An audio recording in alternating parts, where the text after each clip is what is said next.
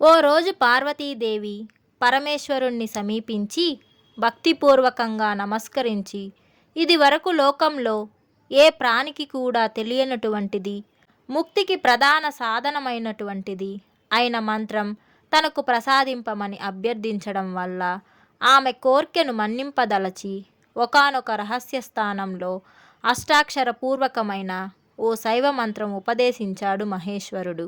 ఆ తరుణంలో పరమేశ్వరునకు అత్యంత ప్రీతిపాత్రులైన హరివక్త్రుడు, గదాకేతుడు అను ఇరువురు ప్రమదగణ నాయకులు ఆ స్థలంలో అదృశ్యకారులుగా ఉంటూ విని తరువాత స్వరూపధరులై వారి వారి నెలవులకు వెళ్ళి తమ భార్యలైన మాలిని, చిత్రికలకు ఉపదేశించి వారు తాము రహస్యంగా ఉంచుకొనాలని కూడా చెప్పారు.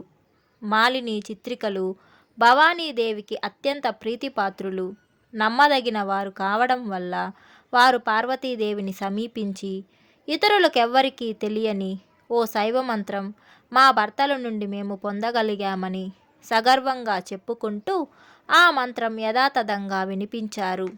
వెంటనే పార్వతీదేవి కుపితురాలై మండిపడుతూ తన భర్త అనృతమాడి మోసగించాడని భావించి సరాసరి శంకరుని చెంతకెళ్ళి యథాతథంగా చెప్పి నిలదీసింది.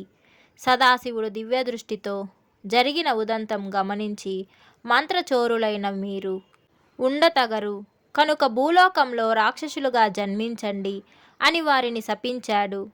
శాపగ్రస్తులైన హరివ్రక్త, గదాకేతులు భయంతో గజగజలాడుతూ నమస్కరించి అనుగ్రహింప ప్రార్థించారు.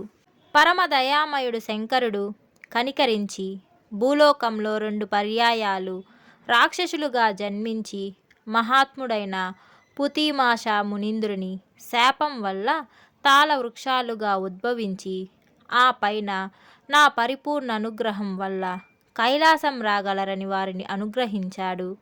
ఆ కారణం వల్ల వారు కైలాసం వీడి భూలోకంలో జన్మించవలసి దుస్థితి ఏర్పడింది.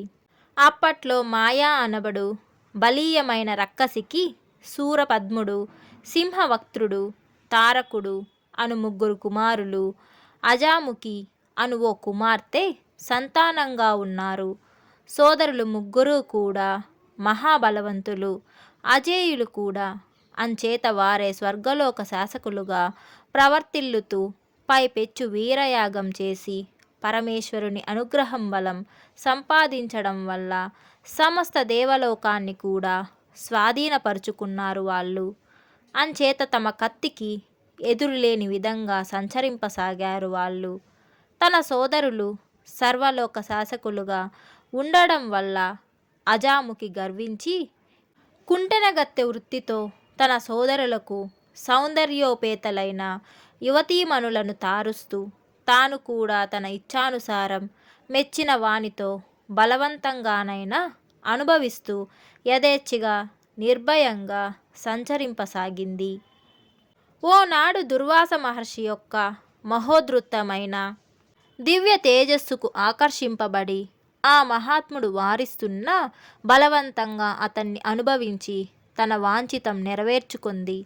ఆనాటి వారి సంతానమే సుప్రసిద్ధులైన మహామోసగాండ్రు వాతాపి, ఇల్వలులు. శివశాపగ్రస్తులైన హరివక్త గదాకేతులే ఇలా వాతాపి, ఇల్వలుగా మొదటి జన్మ రాక్షసులుగా జన్మించారు. తరువాత వారు అగస్త్య మహర్షి చేత సంహరింపబడ్డారు. వాతాపి, ఇల్వలులు మరో జన్మలో అంటే 2వ జన్మలో పరమ అను రక్కసికి, పంచమేంద్రుడు అను రక్కసినికి, రక్తపుడు, మద్యపుడు అను పేర్లతో కుమారులుగా జన్మించారు. వారు ఓ మారు హలస్యాక్షేత్రంలో పూతిమాష మునీంద్రుని మోసగించి దప్పికొని ఉన్న అతని చేత నీటికి మారుగా కళ్ళు తాగించారు. మునీంద్రుడు ఆగ్రహించి వారిని తాళ్ళ వృక్షాలుగా మారుదురుగాక అని శపించాడు. వారు భయపడి మునీంద్రుని శరణు కోరగా అతని యొక్క అనుగ్రహంతో దక్షిణ కైలాస క్షేత్రంలో తాళవృక్షాలుగా ఉద్భవించారు. వారు మునీంద్రుని చేత కళ్ళు త్రాగించడం వల్ల కళ్ళు తాటి చెట్టు నుండి లభిస్తుంది కనుక వారిని అలా శపించాడు మునీంద్రుడు. ఆ చెట్లు మూలలింగమునకు ఈశాన్య భాగంలో ఉండి ఓ కార్తీక మాసం కృతికా నక్షత్రయుక్త పౌర్ణమి నాడు పరమేశ్వరునికి ప్రీతికరమైన చుక్కాని ఖండింపబడి మూలలింగ సాన్నిధ్యంలో తాళవృక్ష రూపం కల్పించి వేద మార్గములే పరమేశ్వరుని అందు ఆవాహన చేసి ఆ వృక్షములను దహింపచేశారు. అంతటితో వారు హరివ్రక్త గదాకేతులు శాప విముక్తులై వాయులింగమునకు సంతోషపూర్వకంగా షోడశోపచార పూజ చేసి దివ్య కైలాసం వెళ్ళిపోయారు.